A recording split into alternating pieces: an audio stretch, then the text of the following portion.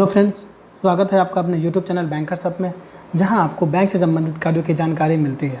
Friends, आज हम बात करने वाले हैं अकाउंट के ट्रांसफ़र और क्लोज़र के बारे में। सैलरीड पीपल मल्टीपल अकाउंट रखते हैं, कई बार उनकी जॉब बदलते रहते हैं अथवा शहर बदलते रहते हैं। इन कारणों से नए जगहों पर वह बैंक की सुविधा वैसी नहीं मिल पाती है, तो कई ब्रांचों में उनके अकाउंट हो जाते हैं या कई शहरों में या कई बैंकों में उनके अकाउंट हो जाते हैं। ऐसे में हर अकाउंट को मेंटेन करना या उनका जो मिनिमम बैलेंस है वह मेंटेन कर पाना पॉसिबल नहीं होता है, और या फिर अलग कई तरह के मेंटेनेंस चार्जेज होते हैं बैंकों के, या एटीएम चार्ज हो गया या चेकबुक का चार्ज हो गया, तो हर को मेंटेन कर पाना यह फिजिबल नहीं है। तो यह बेटर है कि अकाउंट बंद कर दिया जाए या फिर उस अकाउंट को नए शहर में ट्रांसफ़र कर दिया जाए, रेदर कि वह डोरमेंट या इनऑपरेट हो जाए। तो दोस्तों, आज हम जानने वाले हैं इसी के बारे में कि जब हम अपने अकाउंट को ट्रांसफ़र या क्लोज़ करेंगे तो हमें क्या क्या सावधानियां और कौन कौन से डॉक्यूमेंट जमा करने पड़ेंगे। तो इसमें पहला है दोस्तों अकाउंट ट्रांसफ़र। जब हमारा ट्रांसफ़र होता है एक स्थान से किसी और स्थान पे, यानी होम ब्रांच से ट्रांसफ़री ब्रांच पे, तो इसके लिए हमें अप्लाई करना होता है एप्लीकेशन फंड अकाउंट ट्रांसफ़र के लिए। अब ये अकाउंट ट्रांसफ़र हम अपने होम ब्रांच पे भी दे सकते हैं और ट्रांसफ़री ब्रांच पे भी दे सकते हैं। जैसे आप इसको समझिए दोस्तों, आप दिल्ली में जॉब करते हैं, आपकी ट्रांसफ़र हुई मुंबई। अब आप दिल्ली में जॉब करते हैं, आपका बैंक दिल्ली में है, यानी आपकी होम ब्रांच दिल्ली हुई एंड आपका ट्रांसफ़र हुआ है अब मुंबई में, तो यानी आपको ट्रांसफ़र करना है आपके अकाउंट वो मुंबई में करने हैं, मुंबई ब्रांच में। तो आपको वहाँ के जिस ब्रांच में आपको अपना अकाउंट ट्रांसफ़र करना है वहाँ के डिटेल जानने होंगे, यानी आपको वहाँ का ब्रांच कोड पहले पता करना पड़ेगा। इसके बाद फ्रेंड, आप अपना अकाउंट एप्लीकेशन कहीं भी, या तो दिल्ली या मुंबई, अगर आप दिल्ली में हैं और आपको अपना ब्रांच कोड पता है तो आप दिल्ली में एप्लीकेशन दे सकते हैं कि इस ब्रांच में मेरा अकाउंट ट्रांसफ़र कर दिया जाए।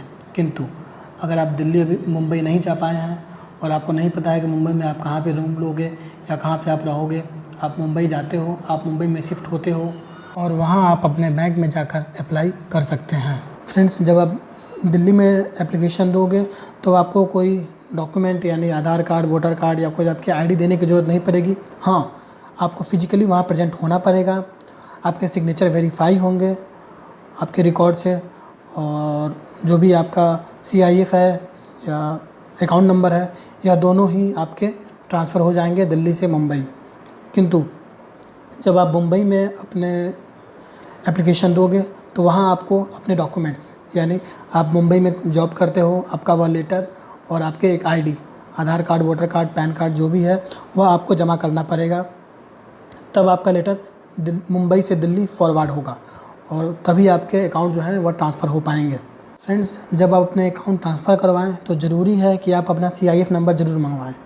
CIF होता है फ्रेंड्स कस्टमर इन्फॉर्मेशन फ़ाइल, यानी अगर आपने अपने ब्रांच में कई अकाउंट खोले हैं, जैसे कई लोग FD करवाते हैं, RD करवाते हैं, तो अकाउंट नंबर RD के या FD के या आपके सेविंग अकाउंट के अलग अलग होते हैं, किंतु वो सारे आपके कस्टमर इन्फॉर्मेशन फ़ाइल में पड़े होते हैं। तो ज़रूरी है कि आप अपने कस्टमर इन्फॉर्मेशन फ़ाइल यानी CIF को ज़रूर मंगवा लें या ट्रांसफ़र करवा लें। आपको एप्लीकेशन में फ्रेंड यह बताना होगा कि आप किस कारण से अपने अकाउंट को ट्रांसफ़र करवा रहे हैं। आपका एजुकेशनल पर्पस है या आपका ट्रांसफ़र पर्पस है या जो भी पर्पस है आपका, वह पर्पस आपको बताना पड़ेगा और आपके अकाउंट ट्रांसफ़र हो जाएंगे। फ्रेंड्स, इसमें कोई चार्जेस नहीं लगते हैं या फ्री ऑफ कॉस्ट है अगर आप एक ब्रांच से दूसरे ब्रांच में अकाउंट ट्रांसफ़र करवा रहे हैं तो। फ्रेंड्स, CBS प्लेटफॉर्म में आपके अकाउंट डायरेक्ट ट्रांसफ़र हो जाते हैं, किंतु जो आपका अकाउंट ओपनिंग फॉर्म है, जो आपने अकाउंट खुलवाते समय फिलअप किया था, वह अकाउंट ओपनिंग फॉर्म आपके नए ब्रांच में भेजा जाता है। इसमें कुछ समय लगता है, यानी 8 से 10 दिन, क्योंकि यह डाक के थ्रू जाता है तो इसमें कुछ दिन समय लग सकते हैं। तो हो सकता है कि आपको नया पासबुक या जो भी चेकबुक है नए ब्रांचेज़ के वह कुछ दिनों बाद मिले, क्योंकि जब तक आपका अकाउंट ओपनिंग फॉर्म नहीं आ जाता है तब तक आप कस्टमर तो नए ब्रांच के हैं, किंतु आपको वह सुविधाएं तब तक नहीं मिल पाएंगी जब तक कि आपके पूरे फॉर्म या CIF सारे नए ब्रांच में ना पहुंच जाएं। इसके बाद दूसरा है दोस्तों अकाउंट क्लोजर। अगर आपके पास मल्टीपल अकाउंट हैं और आप उन अकाउंट को नहीं चलाना चाहते हैं तो ज़रूरी है कि आप उन्हें बंद कर दें। अगर आप अपने अकाउंट को 14 दिनों के अंदर, यानी बैंक अकाउंट खोलने से 14 दिनों के अंदर अगर बंद कराते हैं तो कोई भी चार्जेज़ नहीं लगेगा। किंतु अगर 14 दिन से 6 महीने या 1 साल के अंदर बंद कराते हैं तो इसमें बैंक टू बैंक आपके चार्जेस वेरी करते हैं।